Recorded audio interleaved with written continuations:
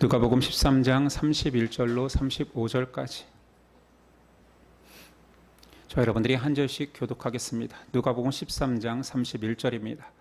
곧 그때에 어떤 바리새인들이 나와서 이르되 나가서 여기를 떠나소서 헤롯이 당신을 죽이고자 하나이다.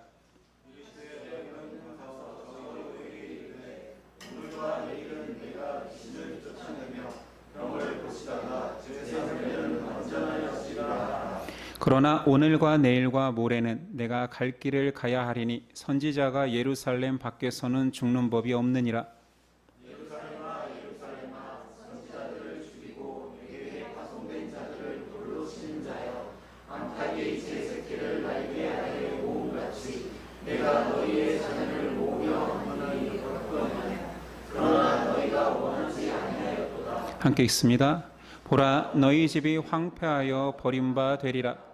내가 너희에게 이르노니 너희가 주의 이름으로 오시는 이를 찬송하리로다 할 때까지는 나를 보지 못하리라 하시니라. 아멘. 오늘 말씀의 제목은 예루살렘아 예루살렘아. 지난 시간 예수님께서 구원 얻을 자에 대해서 말씀하셨습니다. 더 엄밀히 말하면 구원 얻지 못할 자들에 대해서 경고의 말씀으로 구원을 강조하셨지요. 그 앞의 대화 중에 오늘 몇 사람의 바리새인이 예수님께 나와 예수님의 위기를 경고합니다. 31절 곧 그때에 어떤 바리새인들이 나와서 이르되 나가서 여기를 떠나소서 헤롯이 당신을 죽이고자 하나이다. 여기서 헤롯은 당시의 분봉왕으로 여러 왕들이 분할 통치를 하고 있었는데 갈릴리와 베레아 지방의 분봉왕 헤롯 안디바입니다. 그들은 예수님께서 이곳을 떠나기를 원하고 있지요. 헤롯 안디바의 관할권 안에서 벗어나 그의 영향에 신경 쓰기 싫었던 것 같습니다. 그런데 바리새인이 예수님에게 이런 좋은 일을 한다는 것이 사실일지 한번 우리가 흔히 말하는 팩트 체크를 해봅시다. 한 세 가지 경우를 생각할 수 있을 것 같아요. 바리새인들이 진실로 예수님의 안위가 걱정되어서 사실을 전해준 것일 수도 있고요. 두 번째는 바리새인들이 헤롯의 그 위험을 빙자하여서 왕이 당신을 죽인다고 합니다라는 위험 비어를 퍼뜨려 자기들의 영향력이 있는 이 지역에서 예수님이 나가기를 원하는 것일 수도 있고요. 세 번째는 아예 헤롯과 바리새인들이 결탁하여서 그 지방에서 예수님을 쫓아버리고자 했을 수 있습니다. 어떤 것이 진실인지는 성경에 나오지 않지만 예수님의 말씀 속에서 유추해 보건대 그 대화를 하는 중에 예수님께서 저 여우, 헤롯을 칭하는 말이었죠. 여우에게 가서 내 말을 전하라. 바리새인에게 한 말입니다. 그러니 예수님 생각에 지금 바리새인과 헤롯이 결탁하여서 예수님을 몰아낸다라고 여기는 것 같습니다. 그러니까 바리새인은 결코 좋은 의도로 예수님에게 경고한 것이 아닙니다. 이쯤에서 보니 예수님을 핍박하는 것들이 헤롯 왕까지 전해지고 그 경계심이 커져서 헤롯 왕까지 죽이려고 한다라는 것을 알 수 있습니다. 그러나 예수님은 그런 경고를 무시하십니다. 그리고 그 경고를 듣는 중에 아예 헤롯을 공개적으로 비판한 거죠. 분봉왕 헤롯을 여우라고 칭하였습니다. 예수님께서는 오히려 그 위험 상황 속에서도 나는 내 사역을 묵묵히 해내겠다라는 단호한 의지를 표명합니다. 32절 이르시되 너희는 가서 저 여우에게 이르되 오늘과 내일은 내가 귀신을 쫓아내며 병을 고치다가 제3일에는 완전하여지리라. 예수님께서 자신의 사역을 끝까지 완수할 것임을 말씀하시지요. 어떠한 위협이 있더라도 나는 끝까지 그 일을 해낼 거야. 오늘과 내일은 내가 매일 해왔던 그 사역, 병 고치고 귀신 들린 자를 쫓아내고 하나님 나라 복음 전하는 것을 계속할 거야. 그리고 3일째에는 완전하여지리라. 그건 예언의 말씀인 거죠. 알다시피 예수님께서 십자가를 지시고 죽으신 이후에 사흘 만에 부활하심을 예견하고 있습니다. 예수님의 구속사역은 헤롯이 당장 와서 죽이겠다 하더라도 막을 수가 없습니다. 이것이 하나님의 섭리요 인도이기 때문입니다. 여기에서 우리는 하나님 구원 사역의, 하나님 구원 계획의 완전성과 필연성을 알 수 있습니다. 33절. 그러나 오늘과 내일과 모레는 내가 갈 길을 가야 하리니 선지자가 예루살렘 밖에서는 죽는 법이 없느니라. 하나님의 구원 계획이 당장 지금 이루어야겠다라고 계획한 것이 아니라 인간을 만들기 이전 태초부터 계획된 구원 계획인데, 인간 한 사람이 나타나서 그 하나님의 구원 계획을 막는다고요? 그건 말도 안 되는 것입니다. 이 구원 계획은 하나님이 하나님의 때에 하나님의 방식으로 하나님의 자리에서 내가 예루살렘에서 구원을 이룰 것이다, 완성할 것이다 하셨으면 이루어지는 것입니다. 누구도 막을 수 없지요. 오늘 말씀에는 한 선지자가 예루살렘 밖에서는 죽는 법이 없느니라. 왜 한 선지자라고 했을까요? 아는 분은 아실 것입니다. 구약에서는 한 선지자로 예언된 너무 중요한 말씀이 있습니다. 모세에게 주신 말씀이죠. 신명기 18장 15절. 내 하나님 여호와께서 너희 가운데 내 형제 중에서 너를 위하여 나와 같은 선지자 하나를 일으키시리니 너희는 그의 말을 들을지어다. 모세와 같은 한 선지자, 이스라엘을 애굽의 포로 가운데에서 끌어낸, 해방시킨 그 한 모세의 역할을 하는 한 선지자를 하나님께서 약속하십니다. 이때부터 이스라엘은 메시아, 구원자에 대한 대망사상이 있었어요. 이걸 메시아 대망사상이라고 하죠. 그러니까 이스라엘 사람들에게 한 선지자라고 하면 메시아를 칭합니다. 하나님이 언젠가는 이 땅 가운데 한 사람을 보내셔서, 왕 같은 분을 보내셔서 우리를 해방시킬 거야, 이 땅 가운데 가장 크고 영화로운 나라를 만드실 거야 라는 기대가 있었지요. 그래서 신약시대 요한복음 6장 14절에 보면 오병이 여사건입니다. 그 직후의 그 사람들이 예수께서 행하신 이 표적을 보고 말하되 이는 참으로 세상에 오실 그 선지자라 하더라. 약속했던, 우리가 메시아로 기다렸던 그 선지자구나라고 사람들이 외치고 있는 거예요. 예수님을 전할 때 사도행전에 보니 바울이 사도행전 3장 20절 또 주께서 너희를 예정하신 그리스도는 기름 부음 받은 자라는 뜻으로 선지자, 왕 이런 존재가 기름 부음을 받잖아요. 그 한 선지자, 기름 부음 받은 자, 그들에게 메시아죠, 구원할 자 곧 예수를 보내시리니 모세가 말하되 주 하나님이 너희를 위하여 너희 형제 가운데서 나 같은 선지자 하나를 세울 것이니 너희가 무엇이든지 그의 모든 말을 들을 것이라. 바울이 말하는 거예요. 모세 때부터 기다려온 그 한 선지자가 바로 예수, 기름 부음 받은 자, 이 예수다라고 전하고 있는 거지. 그러니까 우리가 예수 그리스도라고 우리가 칭할 때에는 사실은 신앙 고백이 들어가 있는 거예요. 예수는 그리스도다, 기름 부음 받은 자다, 메시아다. 그러니까 우리 신학교 다닐 때 예수 그리스도라고 말하지 마라고 말하는 교수님도 있었어요. 그건 이름처럼 여기잖아. 아니 사역자들이 맨날 예수 그리스도 그러니까 성도들이 그게 이름인 줄 안다. 성과 이름. 그러니 이렇게 계속 한국교회에서 칭해라. 그리스도 대신 예수. 아니면 예수는 그리스도다. 뭐 이렇게 복잡합니까? 그냥 예수 그리스도 해도 괜찮지요. 이제 아시겠습니까? 그들에게 기다렸던 그 그리스도 대신 예수께서 오셨습니다.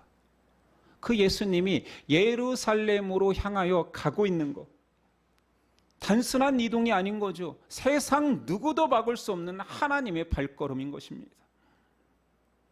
사람을 구원하기 위해서 태초부터 계획된 그 발걸음을 걷고 있는데 여우 같은 헤롯이 막을 수 있다고요? 어불성설이지요. 말도 안 됩니다. 불가능합니다. 거룩한 행진을 막을 자가 없습니다. 예루살렘을 향한 그 거룩한 행진은 죽음의 행진이었습니다. 죽음의 행진을 떠올리다 보니 생각나는 영화가 하나 있었습니다. 굉장히 오래된 영화인데 여러분, 그린 마일이라고 아십니까? 찾아보니 쇼생크 탈출로 유명한 스티븐 킹의 원작 소설이래요. 그것을 영화화한 작품이지요. 내용은 이렇습니다. 워낙 오래됐으니 스포도 아니겠죠. 고전이 된 영화입니다. 사형수가 마지막 사형 집행 방까지 걸어가는 것을 라스트 마일이라고 표현한대요. 근데 영화에서 그 마지막 사형의 방까지 걸어가는 그 복도가 초록색으로 칠해져 있어서 그린 마일입니다. 폴 역의 톰 행크스는 간수장입니다.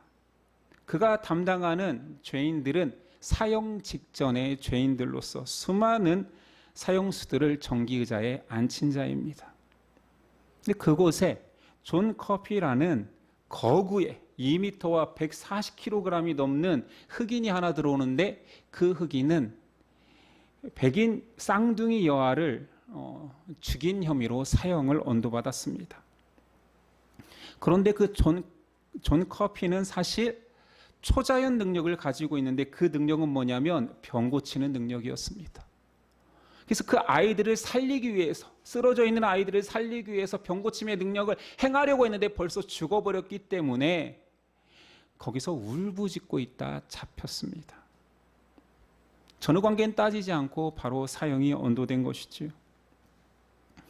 간수장 폴은 존이 무죄임을 알았지만 그 무죄를 증명할 길이 없어 사형을 면케할 수 없어 사형을 집행한다는 내용입니다. 근데 이 작품이 아예 대놓고 예수 그리스도를 모티브로 했습니다. 존 커피, 앞글자는 JC죠. 지저스 크라이스트. 신비로운 능력으로 사람에게 도움을 주지만 무제한 희생양이 된다라는 내용입니다. 사형 집행인의 이름은 폴, 성경식, 우리의 한국식 이름은 바울이지요. 처음에는 커피를 죽이고자 하는 사형수의 위치였으나 회심하여서 나중에는 그의 무죄를 주장하던 사람으로 변하는 사도 바울 같지 않습니까? 그런데 이 영화는 결코 예수 그리스도의 그런 놀라운 희생과 사랑과 희생양된 모습을 드러낼 수는 있으나 예수님의 죽음의 능력을 표현할 수는 없었습니다. 32절, 이르시되 너희는 가서 저 여호에게 이르되 오늘과 내일은 내가 귀신을 쫓아내며 병을 고치다가 제3일에는 완전하여 지리라.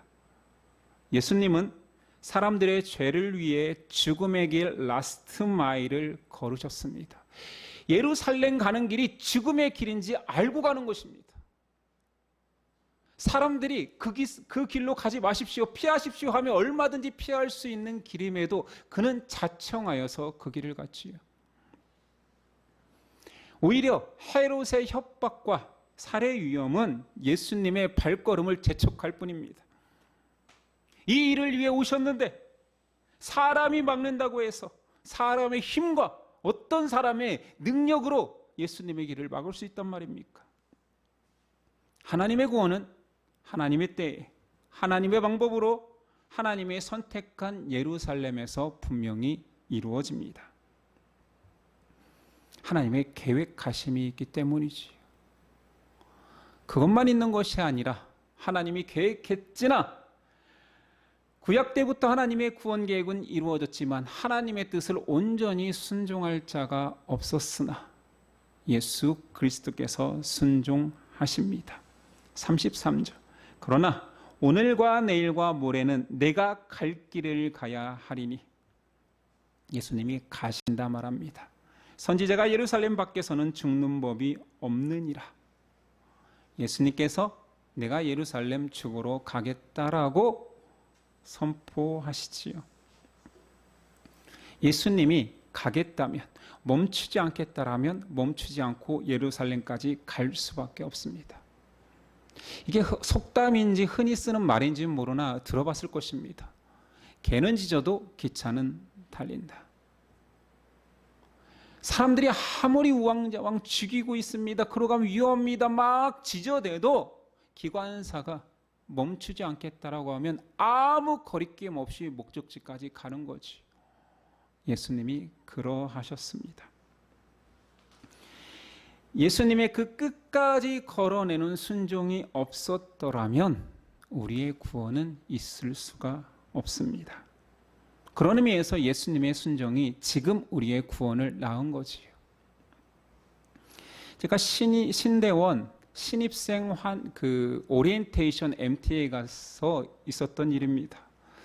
각 조별로 묶어서 조별 발표를 시키는데 어떤 조는 뭐 찬양도 드리고 뭐 여러 가지를 하는데 우리 조는 제가 제일 싫어하는 꽁트, 뭐 연극 같은 것들을 한 주제를 정하여서 간략간략하게 짜자. 주제는 이런 거였습니다. 끝까지 걸어내지 않는 순종은 의미가 없다. 그래서 우리 조원들이 한 3-4개의 꽁트를 준비했던 것 같아요. 그래서 교회 안에 순종하는데 열심히 하는데 끝까지 하지 않아서 생기는 불순종의 문제 뭐 이렇게 하다가 제가 맡은 역할은 마지막 꽁트의 내용은 예수님의 불순종이었습니다. 제목이 굉장히 불경하죠. 예수님께서 그 사역을 끝까지 순종하지 않고 마지막에서 불순종하는 모습이 보인다면 어떨까라는 내용이었지요. 제가 맡은 역할은 그 당시에 저는 조금 머리가 길었어요. 너무 안 어울리겠지만 약간 장발에 우리 조원 중에 공교롭고도 제가 키가 제일 컸습니다. 그래서 네가 딱 예수님 역할을 하면 되겠다 해서 예수님을 맡았지요. 아니, 거룩한 예수님의 역할이 아니라 정말 사이비 같은 예수님의 역할. 내용은 이런 겁니다. 십자가의 길을 이제 가시는데 군병들이 채찍질을 하고 막 모욕을 하고 침뱉는 역할을 막 하면 제가 처음에는 이제 그 길을 묵묵히 걸어갈 것 같다가 잠깐 이건 너무 심한 거 아니야? 뭐 이런 꽁트였었어요. 그래 내가 이번은 참는다. 그러면서 십자가까지 걸어가 십자가에 딱 이제 매달렸는데 사람들이 조롱하고 또 창으로 찌르고 그리고 십자가 고통스러우니까 제가 또 그런 역할을 했던 것 같아요. 잠깐만. 야, 이거 죽을 때 죽더라도 깔끔하게 죽어야지. 이거 너무 더럽고 비참하고 고통스럽게 죽이는 거 아니야? 그래서 독백을 하는 거죠. 이걸 내려가? 말어? 뭐 이런 꽁트였습니다. 제가 짠 거 아니에요. 저는 배역에 충실했을 뿐입니다. 그런데 보통 그러면 다 전도사들이잖아요. 이제 신학대학원에 왔으니까. 저는 이 꽁트를 되게 못마땅했어요. 너무 불경했잖아요. 그 불경한 역할이 예수 역할이 저고. 그런데 너무 신나하고 자지러지는 거예요. 놀랬습니다. 제가 그 역할을 하면서도 놀랐어요. 저들의 마음속엔 예수님의 불순종이 오버랩되고 끌렸나 봐요. 헌신자로 온 지금 이제 막 시작하는 신학생들이 그것을 너무 재밌어하는 거예요. 그래서 제가 MVP를 받았다는 거 아니에요. 말이 됩니까? 예수님의 불순종을 연기했는데 MVP가 됐어요. 제가 굉장히 거룩하게 연기하다가 갑자기 이상한 역할로 예수님을 너무 망가뜨려 놓아서 이상해졌나 봐요. 제가 연기를 못하는데 그 망가진 연기는 잘했나 봅니다. 한번 생각해 봅시다. 그 수치스러운 자리, 그 고통스러운 자리에서 예수님이 약간이라도 자신의 자존심을 드러냈더라면 자기의 피조물에게 당하는 조롱과 그 수치를 감내하지 않았더라면 우리는 없습니다. 아니 기독교 자체가 무의미해지지요. 예수님은 예루살렘으로의 죽음의 행진을 순종하셨습니다. 하나님은 세상을 놀라운 방식으로 구원하기로 작정하셨고 예수님은 죽기까지 순종하기로 선언하셨습니다. 이 모든 것이 우리를 위한 것인데 그런데 13장은 전체가 불순종, 구원의 메시지를 듣지 않는 사람들의 내용이지요. 눈이 있어도 보지 못하고 귀가 있어도 복음의 메시지를 듣지 못합니다.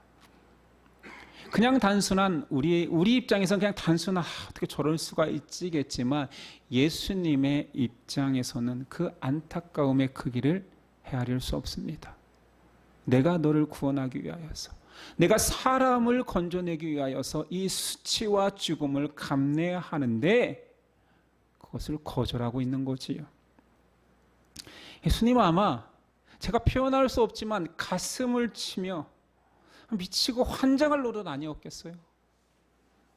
아니 내가 너를 위해서 죽겠다, 너를 살리겠다, 너를 영원한 고통 가운데서 건지겠다, 나를 붙들어라, 내 메시지를 들어라 하는데 못 듣고 못 보고 있습니다. 그러니 오늘 말씀 34절에 탄식이 시작됩니다. 예루살렘아 예루살렘아 선지자들을 죽이고 내게 파송된 자들을 돌로 치는 자여, 암탉이 제 새끼를 날개 아래에 모음같이 내가 너희의 자녀를 모으려 한 일이 몇 번이냐. 그러나 너희가 원하지 아니하였도다. 헤롯과 바리새인의 배척만을 말하는 것이 아니라 하나님의 백성이 가장 많이 살고 있고 경건한 자들의 집합체인 예루살렘에서 자신을 배척할 거라는 거지요. 예루살렘아 예루살렘아. 예수님 사람을 위해서 죽겠다라는 그 단호함을 가지고 나아가고 있는데 모든 것을 아시는 예수님이 예루살렘에서 배척당할 것을 아시기에 단호함이 애통함의 애곡으로 바뀝니다. 우리는 이 느낌을 잘 살리지 못하지만 예루살렘아 예루살렘아는 아마 절규였을 것 같습니다. 우리 성경에는 이 내용 부분을 들여쓰기 하지 않았습니다. 그냥 예수님의 그냥 일반적인 필체로 사용하였는데 메시지 성경에 보면 들여쓰기 되어 있습니다. 그것은 노래나 시라는 것이지요. 그러니까 예수님 유일하신 노래가 여기 있습니다. 예수님 노래 부르셨습니다. 시를 한 편 지으셨어요. 근데 그 내용이 애곡, 너무 슬픔의 노래라는 거지요. 메시지 성경으로 제가 한번 읽어보겠습니다. 많은 차이는 없습니다. 예루살렘아 예루살렘아 예언자를 죽이고 하나님의 심부름꾼들을 학대하는 너희여, 암탉이 제 새끼를 날개 아래 완전히 품듯이 내가 너희 자녀들을 간절히 모으려 했으나 너희는 거부하고 돌아섰다. 이제는 너무 늦었다. 너희가 복되다 하나님의 이름으로 오시는 이여 하고 말하는 그날까지 너희가 다시는 나를 보지 못할 것이다. 사람들은 죄에 젖어 있기 때문에 진리가 들리지 않습니다. 어느 정도로 죄의 습성에 빠져 있냐면 구약 성경 전체가 이방인의 이야기도 아니고 하나님이 택하신 이스라엘의 모습이 죄에 젖어 있어 진리에서 벗어나는 모습으로 가득 차 있습니다. 태초부터 창세기부터 시작된 하나님의 안타까운 사랑과 외침은 지금 오늘 말씀에 그 독생자 예수 그리스도의 애가로 전해지고 있는 것이지요. 구약 선조 때에는 하나님의 사람, 하나님의 메시지를 전하기 위해서 온 선지자들을 다 때려 죽였습니다. 그것이 버릇이 되어서 한 선지자, 메시아, 그리스도가 오셔도 그 후손들이 또 때려 죽입니다. 이 모든 것들을 다 아시는 예수님이, 아니 너희가 그렇게 들을 기가 없고 하나님의 메시지를 듣지 않기 때문에 그의 종을 보냈을 때는 다 죽였으니 이제 종이 아니라 그의 독생자가 와서 너희에게 말을 전하고 있는데 또 죽인단 말이냐. 목숨 바쳐 살리러 온 그 자를 원수 취급하는 사람들을 보며 어떤 마음이었을까요? 예수님의 안타까움은 이것이 끝이 아닙니다.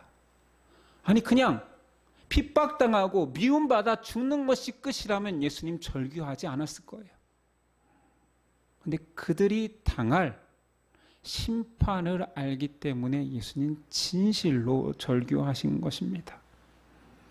지금은 그냥 안타까운 외침이지만 이 외침을 듣지 않는 자들은 예수님이 영원한 심판에 던질 수밖에 없는 상황이 된 거지. 35절. 보라, 너희 집이 황폐하여 버림바 되리라. 내가 너희에게 이르노니 너희가 주의 이름으로 오시는 이를 찬송하리로다 할 때까지는 나를 보지 못하리라. 앞에서 메시지 성경이 더 잘 전하고 있지요. 그때가 되어서 주의 이름으로 오시는 이여 찬송하리로다 라고 말할 때까지 너희는 나를 못 볼 것이다. 더 이상 진리를 못 볼 것이다. 더 이상 메시지는 들리지 않을 것이다. 예수님 입으로 지금 안타까워서 내 말을 들어라 하는데 그 입으로 또다시 너희는 심판받을 것이다. 다시는 들리지 않을 것이다. 다시는 나를 보지 못할 것이다. 말하고 있는 것입니다. 예수 그리스도는 알다시피 우리에게 구원자 되시기도 하지만 마지막 때에는 심판자이십니다.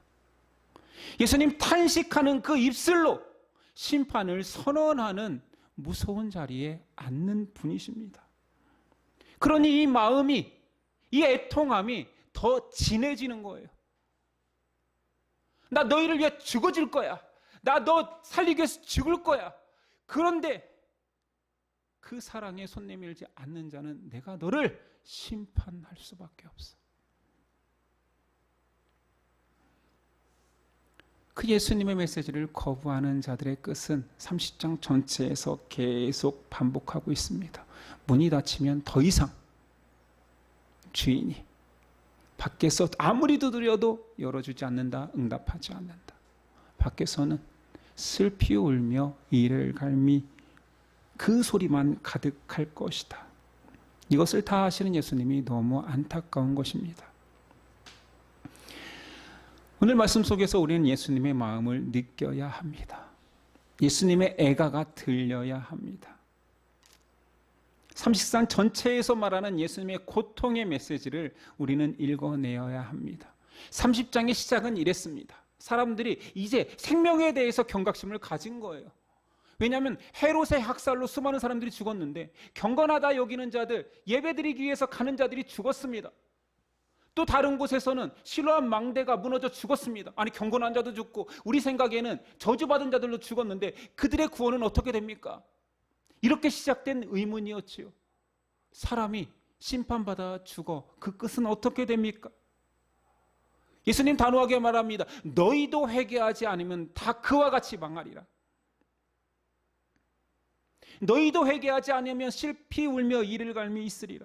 오늘 메시지 예루살렘아 예루살렘아 너희가 경건하여 여호와 하나님을 믿는다 하는데 너희가 진실로 회개하지 아니하면 나에게로 돌아오지 아니하면 사랑받는 백성이라 자처하는 너희들이 멸망의 노래를 부르게 될 것이다. 내 애통이 하는 이 노래가 너희에겐 더 이상 들리지 않을 것이다.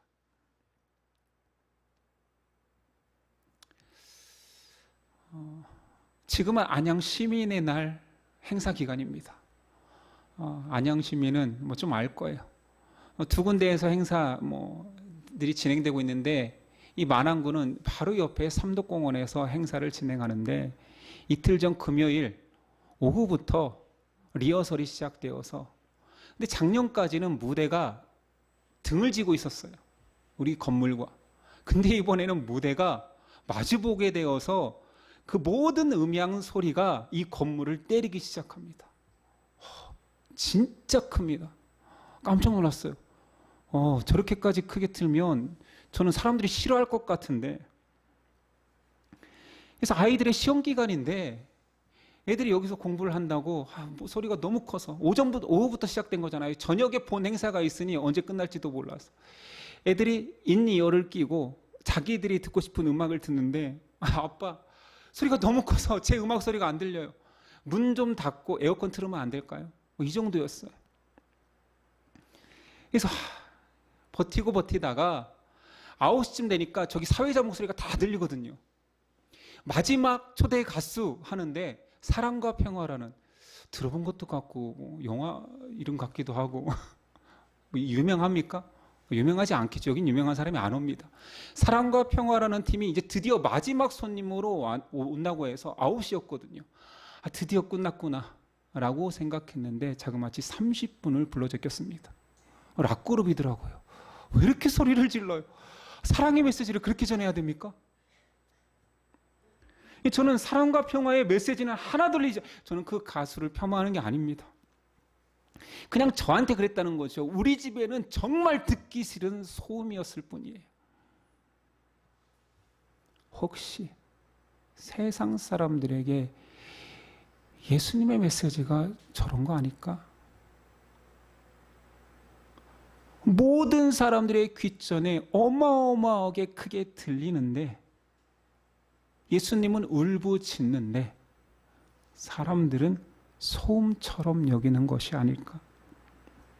듣기 싫어서 오늘 제 설교처럼 빨리 끝났으면 좋겠다, 그렇게 받아들여지고 있는 것은 아닐까? 이 사람들의 상태를 아시는 예수님은 얼마나 속상하실까? 가수가 내 노래가 빨리 끝나기를 원하는 청중들만 있다라면, 심지어 대놓고 그 앞에서 시끄럽다고 하니까 벗어나면 되는데 막 거기서 눈을 감고 있다라면 그것만으로도 좌절되는데, 예수님은 생명을 바쳐 애가를 부르고 있는데 사람들이 귀를 막고 눈을 감고 심지어 저주를 하고 떠나고 있습니다. 누가 예수님의 그 애가를 들어줘야 됩니까? 예수님의 마음을 알아야 됩니까? 우리가 세상아 들어라 하기 이전에 우리가 들어야 되는 거 아닙니까? 우리가 열렬히 그 음성 앞에서 애가를 부를 때 울고 기쁨의 메시지를 전할 때 웃어야 되는 거 아닙니까? 그런데 예수님 하신 말씀 중에 우리 앞에서 나누었지요. 너희는 곡을 하여도 울지 않고 장터에서 노래를 불러도 춤을 추지 않는다. 내 메시지를 아무도 듣지 않는다. 아무도 춤추지 않는다. 내 애가에 아무도 눈물을 흘리지 않는다. 가수들이 노래를 부를 때 가끔 청중들을 비치면 슬픈 노래에 눈물 흘리는 사람들이 그렇게 많아요. 전 진짜 이해 못했거든요. 저 청중들은 도대체 어떤 존재들일까? 뭐 저 사람들은 배우 지망생인가? 섭외한 것인가?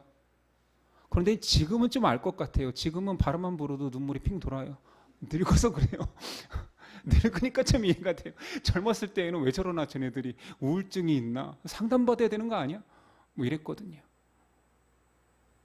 근데 이제 제가 말하고 싶은 것은 우리의 태도, 예수님의 메시지를 향한 우리의 태도는 어떻습니까?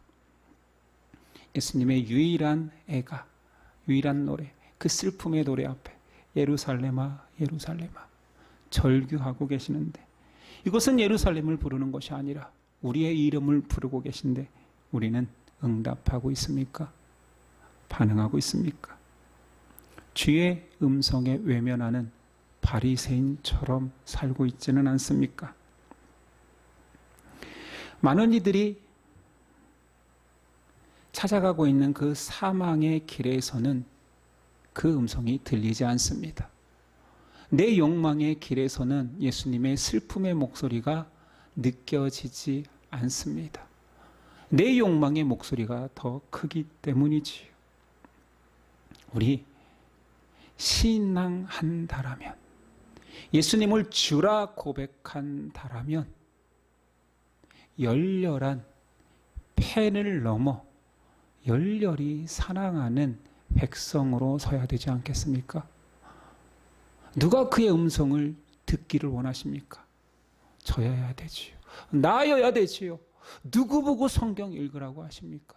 누구 보고 복음 메시지 들으라 하십니까? 누구 보고 예수 믿으라 하십니까? 우리가 믿어야지. 우리가 감동해야 되지요.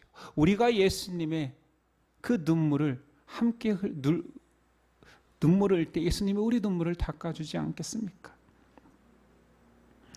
예수님의 마음이 느껴지는 우리가 됩시다. 알려 하고 예수님의 메시지를 궁금해하고 그의 마음을 헤아리려 하는 저와 여러분이 그런 태도를 가질 때 그것을 십자가의 길을 함께 걷는 태도입니다. 함께 그 예수님의 걸어가신 길에 묵묵히 걸어내는 저와 여러분 되기를 기원합니다. 기도하겠습니다.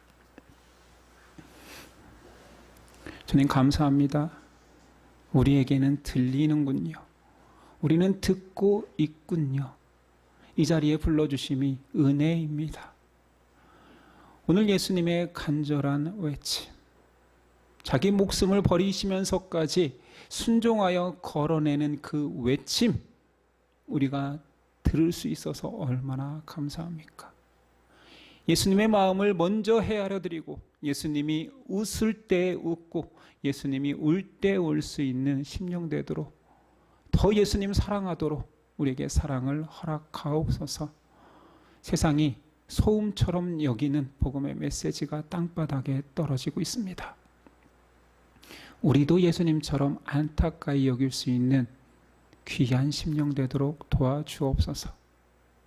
떨어진 전단지를 줍는 마음으로 그 메시지를 고이 접어 사랑하는 사람에게 전할 수 있는 우리 되도록 믿음 허락하옵소서. 예수 그리스도의 이름으로 기도드립니다. 아멘.